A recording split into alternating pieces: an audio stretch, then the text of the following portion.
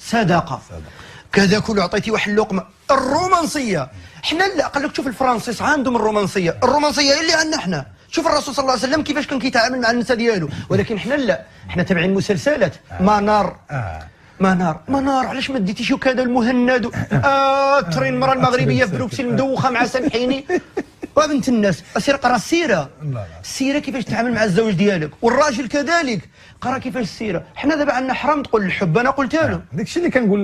الرسول صلى الله عليه وسلم قال على خديجه اني رزقت حبها. حنا لا، ما تقدرش تقول للمراه ديالك، عيط للمراه ديالك قول لها كنحبك، انا كنبغيك في التليفون. دابا انا متاكد دابا انت ولا انا نعيطوا دابا انت عيط للمراه ديالك السلام عليكم سناء انا كنبغيك بزاف. تقول منصف سكران يمكن منصف شعرك.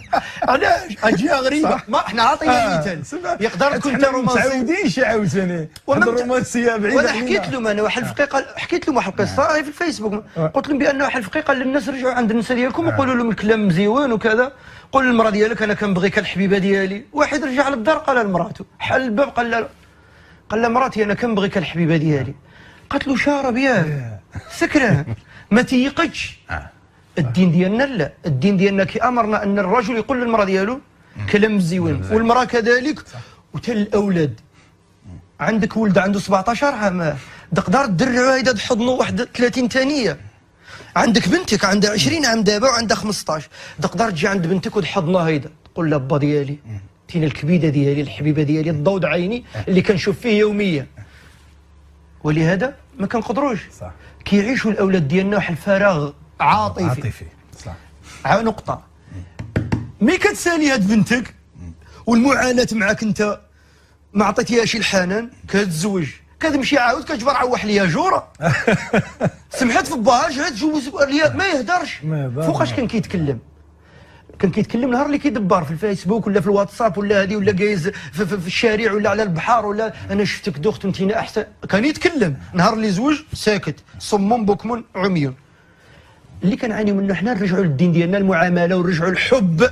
واش الدين ديالنا ضد هذه القضيه انك تبرز الحب ديالك للزوجه ديالك ولا للابناء ابدا ديالك؟ نقول لك واحد القضيه.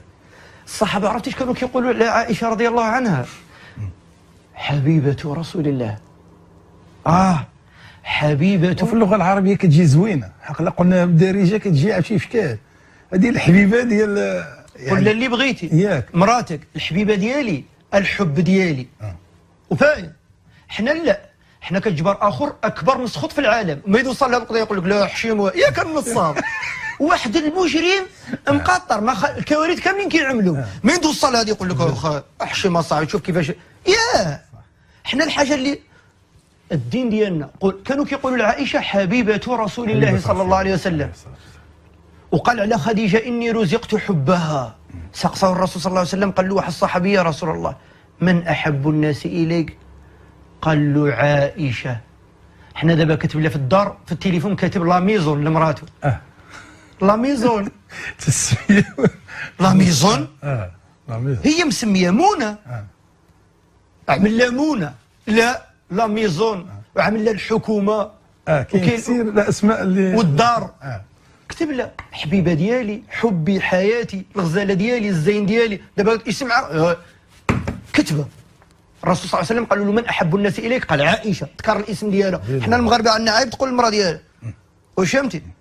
ولكن كثير من الناس الاسم ديال المراه ديالك عندنا عيب يذكروها. سي رضوان كثير من الناس اللي عاشوا قصه حب وكانت عندهم حب وبعدها زواج ولكن انتهت بسرعه الى الطلاق، وهذه مساله اللي غريبه شيئا ما بقيناش كنفهموا هذه القضيه ديال الطلاق بعض المرات، ولا ما الاغلبيه كيقول مشكل مادي حكمنا في الخارج يعني في الجاليه واللي عايشين على برا عندهم ديك الحريه واللي في المغرب ما عندهمش ديك الحريه. واش كتشوف هذه النسبه ديال التفاوت ديال الطلاق ناتج على المادي او ناتج على العلاقه سوء العلاقه بين الازواج او ناتج على شي حاجه اللي ما كنعرفوهاش؟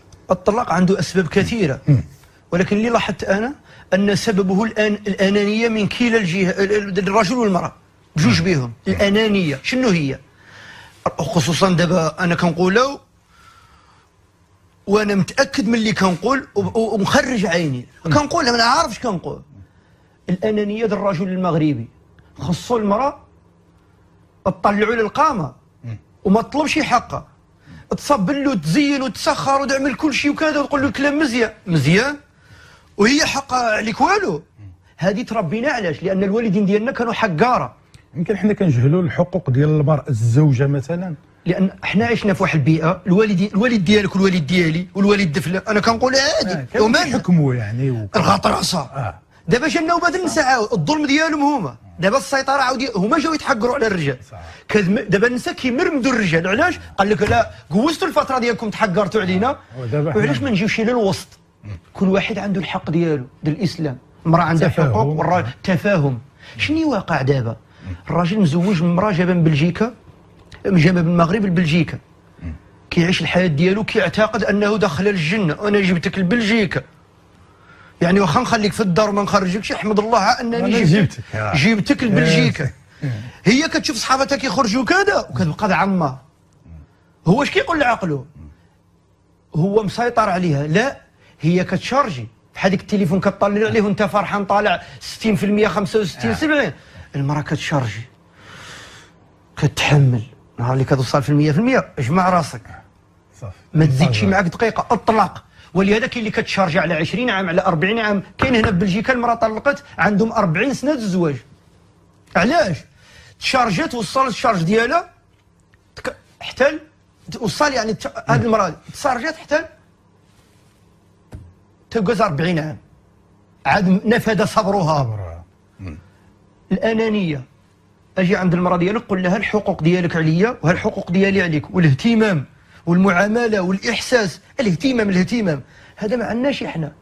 كيعيط ما يعرف ما يشوف ما يتعامل، وهذا الدين ديالنا علمنا ان كيفاش نتعاملوا مع الزوجه ديالنا. واش السبب شنو هو؟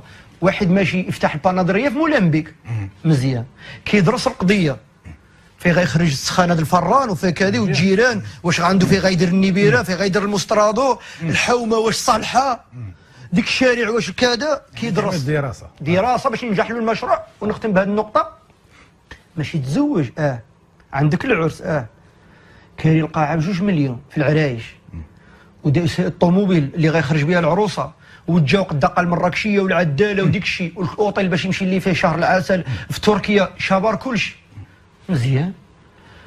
وعارف الحقوق ديال المراه ديالك عليك والمعامله كيفاش تتعامل معاها وكيفاش وكذا وكذا. ما عرفش. ولهذا ملي كيبداو مع بعضهم هذا ما عرف الحق، هذا العشوائيه. من بعد كيبقاو صابرين.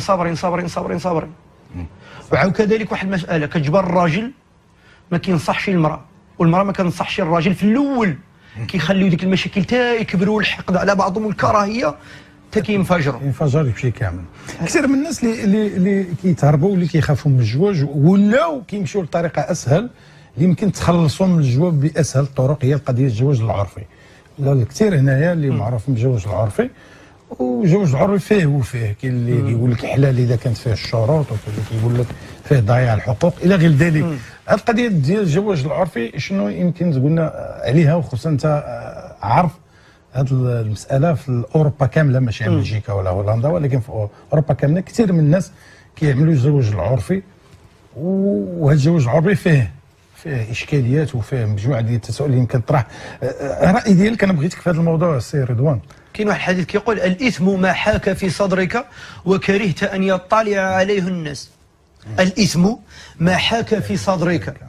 واش انت عباد الله ماشي تزوج وكنتلاقى منصف كتقول له قل لي مبروك راني ضربتها بواحد التزويجه، وتلاقى طريق وتقول له قل لي مبروك راني ضربتها بواحد التزويجه، وتجي تعمل لي الزواج العرفي ومخبع ما يعرفني تا واحد. شنو هذا ماشي زواج، هذه السرقه.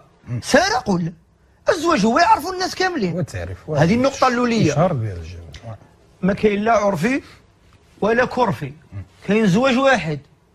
شنو هو؟ اللي زوج به الرسول صلى الله عليه وسلم، اللي جاء به الرسول صلى الله عليه وسلم والصحابه. الزواج اللي في الكتاب والسنه معروف.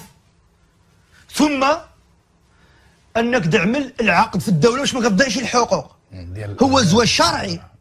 الزواج ديال الشرع هو هذا، ولكن كذلك خصك تعمل العقد. علاش؟ هذا الزواج الشرعي اللي ما يجي الاولاد، ما يجي كذا، ما يجي الحقوق، ما يجي كذا، هكذا. كاين الزواج الشرعي ديال الشرع اللي زوجي به الوالدين ديالنا. ثم دابا هل تحب محمدا الأضرعي؟ هل هو فنانك المفضل؟